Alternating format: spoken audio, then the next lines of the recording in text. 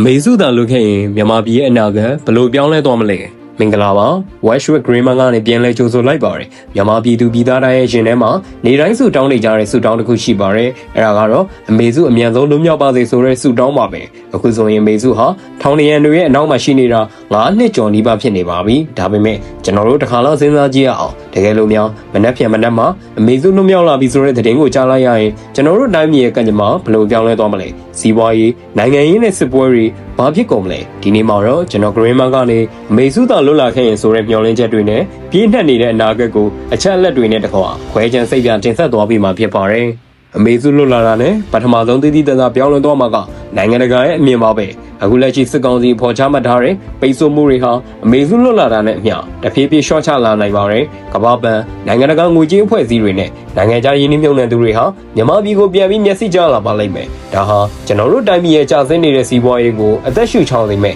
အဓိက booster တစ်ခုဖြစ်လာမှာပါဒေါ်လာဈေးရွှေဈေးနဲ့ကုန်ဈေးနှုန်းတွေတည်ငြိမ်မှုအတွက်အမေစုရဲ့တည်ရှိမှုကအကြီးမားဆုံးသောအာမခံချက်တစ်ခုဖြစ်လာပါလိမ့်မယ်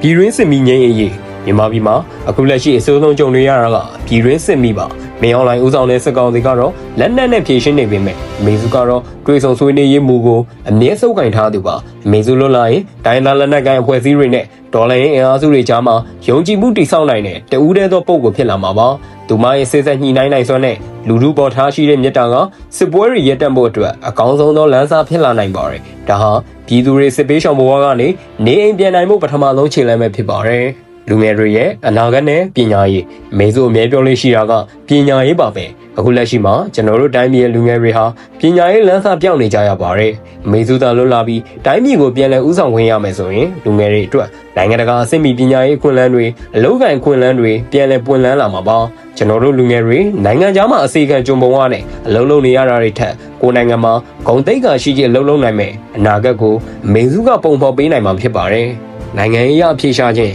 နောက်ဆုံးအချက်ကတော့မင်းအွန်လိုင်းနဲ့စစ်ကောင်စီရဲ့အခမ်းကဏ္ဍပါနိုင်ငံတကာကလည်းမြမအရေးကိုဖြေရှင်းဖို့ဆိုရင်အမေစုကိုချန်လှည့်ထားလို့မရဘူးဆိုတာသိလာကြပါရယ်အမေစုလွမြောက်လာခြင်းဟာစစ်ကောင်စီအတွက်လည်းတိတ်ခါရှိရှိထွက်ပေါက်တစ်ခုဖြစ်လာနိုင်တယ်လို့ပြည်သူတွေလိုလားတဲ့ဒီမိုကရေစီဖက်ဒရယ်ပြည်ထောင်စုစီသွားမယ်လမ်းကြောင်းကိုလည်းပြန်လည်စတင်လာနိုင်ပါပါဒါဟာလက်နက်နဲ့အားပြိုင်နေတာထက်ဆိုင်နိုင်ငံရေးနည်းလမ်းနဲ့ဖြေရှာနိုင်မဲ့တခုတည်းသောနည်းလမ်းဖြစ်လာပါလိမ့်မယ်